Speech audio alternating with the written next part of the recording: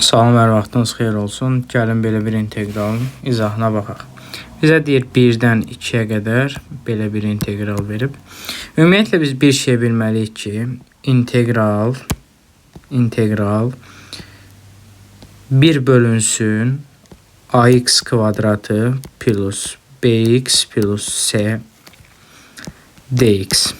Bizə belə bir integral verərsə və bu ax kvadrat plus bx plus c bizdə kvadrat üçədlidir.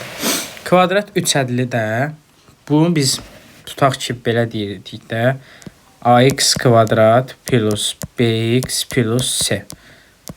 Bunun biz həllini araşdırmaq üçün, məsələn, bu bərabər olardısa sıfıra, həllini araşdırmaq üçün, əlbəttə ki, bu fərqlidir sıfırdan, məxrəc sıfır ola bilməz.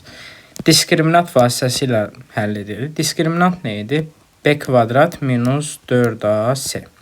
B kvadrat minus 4ac idi. İndi burada da bizdə əgər verilən integralda 1 bölünsün bu ax kvadrat plus bx plus c-dirsə, bunun diskriminantı kiçik 0 olarsa,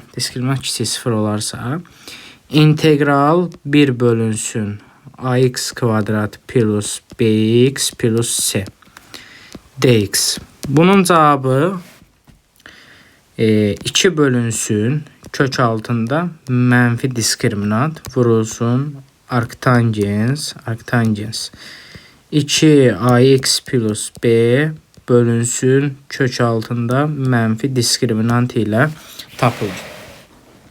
Əlbəttə ki, indi kimsə deyər məxrəci vuruqları ayırma ilə də eləyə bilərəm. Bəli, vuruqları ayırma ilə də getmək olar. Amma mən qısa yol deyəcəm. İndi burada gəl verilən integralı belə yazaq. 8 vurulsun integral 1-dən 2-yə qədər. Məxrəci deməli verib x kvadratı çıxılsın 2x plus 2. Sürətdə də nə verib? 1 bölünsün, burada da dx. Bax belə. İndi burada məxrəcdə verdiyi kvadrat üçədlinin diskriminantına baxaq. Diskriminant nə olacaq? 4 çıxaq 4 2-nin 8. Diskriminant oldu mənfi 4. Bax, yazdığımız hala uyğun oldu. Diskriminant dedim ki, mənfi olanda bu xassə, yəni bu düsturdan tapılır. Diskriminant da biz tapdıq mənfi, yəni ki, mənfi 4. Deməli, yazacağım ki, 2 bölünsün kök altında mənfi 4 olur, müsbət 4.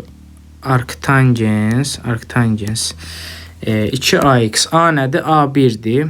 2ax deməli olur 2x. B nədir? Mənfi 2. Çıxılsın 2. Bölünsün kök altında mənfi diskriminant. Bu deyilir kök altında 4. Bu nə eləyir? 2'lər gedir buradan. Qalır arktangens.